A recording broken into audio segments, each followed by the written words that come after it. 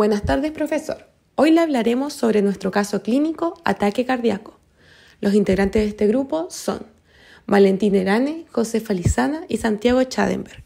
En nuestra presentación comenzaremos hablando sobre el paciente, donde definiremos conceptos que nos ayudarán a comprender mejor el caso, el historial médico del paciente y sus diagnósticos. Revisaremos los problemas que abordaremos como grupo para poder desarrollar el caso clínico.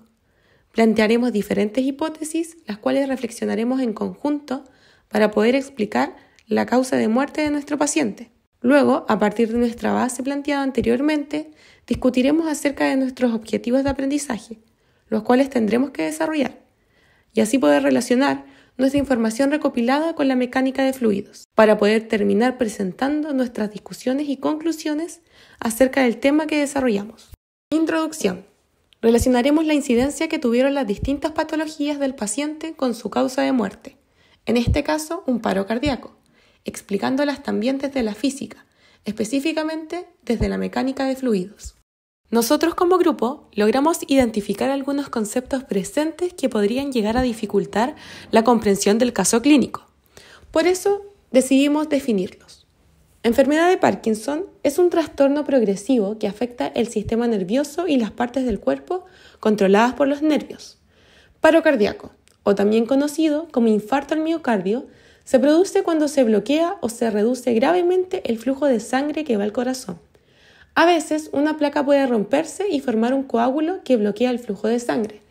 La interrupción de este puede dañar o destruir una parte del músculo cardíaco. Músculo cardíaco o miocardio es el tejido muscular de componentes mixtos que se localiza exclusivamente en las partes del corazón que tienen la función de generar las contracciones necesarias para que la sangre llegue a todas las partes del cuerpo. Vasos sanguíneos. Los vasos sanguíneos son tubos huecos como cañerías que transportan la sangre a través de su cuerpo. Alcoholismo. Es un tipo de drogadicción en la que la persona depende física y psicológicamente del consumo de bebidas alcohólicas. Depresión.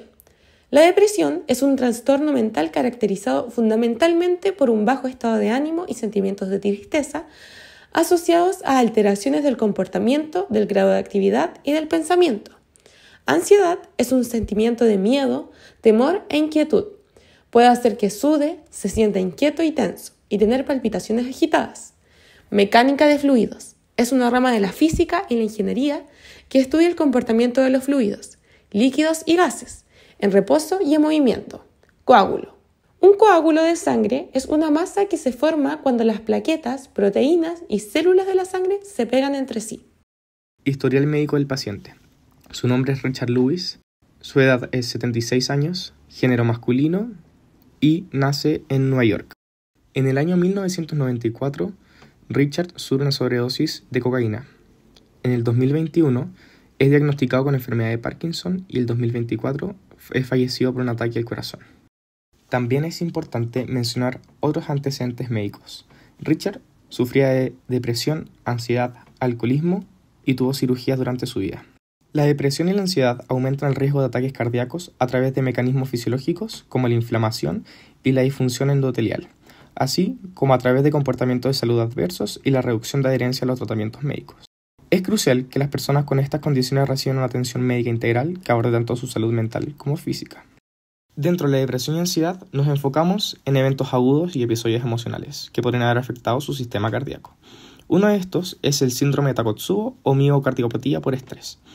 Esta es una disinesia apical, que es una disfunción transitoria del ventrículo izquierdo con cuadro de dolor torácico típico. Está asociado a factores emocionales intensos y la respuesta a este estímulo genera activación simpática que a su vez provoca aumento de los niveles de cortisol y de catecolaminas. Esto finalmente genera que su tejido cardíaco sea debilitado. El alcoholismo es uno de los factores más importantes y que afectaron en mayor medida su salud. Entre los efectos del alcoholismo podemos encontrar presión arterial elevada. El consumo excesivo del alcohol aumenta la presión arterial y también incrementa el riesgo de enfermedades cardiovasculares, incluyendo infartos. También cardiomiopatía alcohólica. El alcoholismo puede debilitar el músculo cardíaco, provocando una cardiomiopatía alcohólica. Esta es una condición que el corazón se vuelve menos eficiente y eficaz en bombear sangre. Aterosclerosis ocurre por la acumulación de grasa, colesterol y otras sustancias dentro de las arterias y en sus paredes, formando placas. La placa puede provocar el estrechamiento de las arterias y el bloqueo del flujo sanguíneo. También puede reventarse y formar un coágulo de sangre. El consumo de alcohol frecuente incrementa el riesgo de sufrir esta afección. Y también arritmias. Estas son irregularidades en el ritmo cardíaco que pueden incrementar el riesgo de infarto. El consumo de alcohol incrementa el riesgo de sufrir arritmias. También mencionar los antecedentes de cirugías. Richard se sometió a diversas cirugías durante su vida y con ellas relacionamos que puede haber afectado a su cuerpo y haciéndolo más débil. Problemas identificados.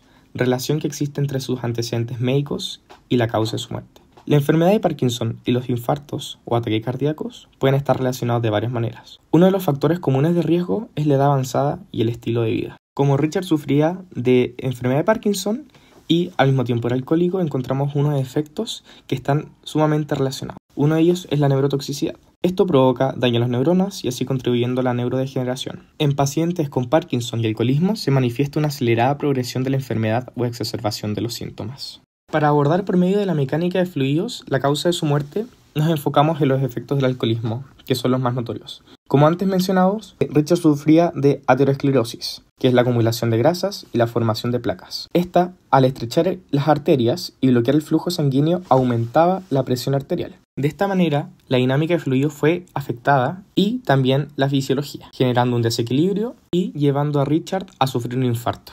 La hipótesis propuesta fue que los padecimientos, los antecedentes, aumentaron el riesgo de sufrir un paro cardíaco. Entre estos mencionamos la enfermedad de Parkinson, la adicción a las drogas, específicamente a la cocaína, el alcoholismo, la depresión, la ansiedad y su edad avanzada. También es importante mencionar que dentro de los efectos de la cocaína encontramos la vasoconstricción. Esto es una constricción severa de los vasos sanguíneos que reduce el flujo sanguíneo al corazón y pudiendo llevar a un infarto. También el aumento de la frecuencia cardíaca y la presión arterial. La cocaína eleva tanto la frecuencia cardíaca como la presión arterial, generando mayor carga de trabajo al corazón y por lo tanto mayor riesgo de sufrir un infarto. Y el aumento de la demanda de oxígeno al miocardio. Esto provocando el incremento del requerimiento de oxígeno al corazón, provocando isquemia miocárdica e infarto. De esta manera, generando mayor carga de trabajo al corazón y debilitándolo. Los objetivos de aprendizaje que fueron propuestos son relacionar la enfermedad de Parkinson con la causa de muerte, relacionar el alcoholismo y adicciones con la causa de muerte, relacionar la ansiedad y depresión con la causa de muerte y explicar la causa de muerte en relación a la mecánica de fluidos. Ahora, utilizando mecánica de fluidos para el caso, tenemos la ecuación de Poiseuille, que indica que en un caso normal el flujo sanguíneo está determinado por el radio de los vasos sanguíneos, la longitud de los vasos y la viscosidad de la sangre. En un paro cardíaco, el flujo sanguíneo se detiene en algunos vasos sanguíneos por obstrucción arterial, porque si deja de bombear sangre, eventualmente la circulación de la sangre se va a detener. Esto disminuye significativamente la presión de flujo y disminuye el flujo sanguíneo en los restantes. Para la ecuación de continuidad, en un caso normal el flujo sanguíneo es constante y uniforme a lo largo del sistema cardiovascular, pero durante un paro cardíaco el flujo sanguíneo se detiene abruptamente en algunas áreas del sistema, lo que provoca una interrupción de la continuidad del flujo y una disminución significativa del flujo sanguíneo total. Y en la ecuación de Bernoulli, en un caso normal, la presión sanguínea varía según la altura y la velocidad que tiene el flujo sanguíneo, pero durante un paro cardíaco la diferencia de presión arterial disminuye drásticamente en todo el sistema cardiovascular porque se interrumpe el flujo sanguíneo, y esto puede provocar un colapso en el sistema circulatorio. El principio de Arquímedes aplicado al flujo sanguíneo, en condiciones normales las partículas sanguíneas experimentan una fuerza de sustentación hacia arriba que es igual al peso del volumen de sangre desplazado, pero durante un paro cardíaco esta fuerza de sustentación se ve reducida debido al flujo sanguíneo disminuido o detenido, y lo que puede llevar a problemas como la formación de coágulos sanguíneos. Por otro lado, la fuerza de resistencia aumenta significativamente en un paro cardíaco debido a la falta de presión sanguínea impulsada por el corazón, lo que dificulta aún más el flujo sanguíneo. Además, en un caso normal, el número de Reynolds puede indicar si el flujo sanguíneo es laminar o turbulento. Durante un paro cardíaco, el flujo sanguíneo se detiene por completo en algunos vasos sanguíneos, lo que interrumpe el flujo turbulento y puede provocar movimiento laminar que interrumpe las funciones del corazón. Yéndonos a profundidad en la fuerza de resistencia y sustentación, en condiciones normales de funcionamiento, el corazón bombea sangre a través del sistema circulatorio, generando un flujo constante que mantiene las partículas sanguíneas en movimiento. En este caso, la fuerza de resistencia y sustentación actúan en equilibrio, lo que permite que la sangre fluya de manera eficiente a través de las arterias, capilares y las venas. Sin embargo, durante un paro cardíaco, el corazón deja de bombear la sangre de manera efectiva, lo que interrumpe el flujo sanguíneo. En esta situación, la fuerza de resistencia aumenta por la falta de presión de la sangre impulsada por el corazón, y como resultado las partículas sanguíneas experimentan una resistencia mayor al intentarse mover a través de los vasos sanguíneos. Además, la fuerza de sustentación que normalmente actúa sobre las partículas se ve reducida, ya que el flujo sanguíneo se vuelve más lento o se detiene por completo. Y esto significa que las partículas sanguíneas tienen dificultades para mantener una suspensión en el flujo y tienden a sedimentarse, lo que puede llevar a la formación de coágulos sanguíneos, como dijimos anteriormente.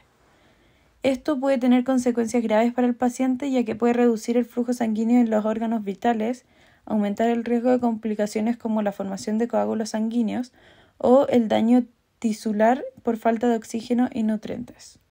Ahora apliquemos conceptos respecto al actor.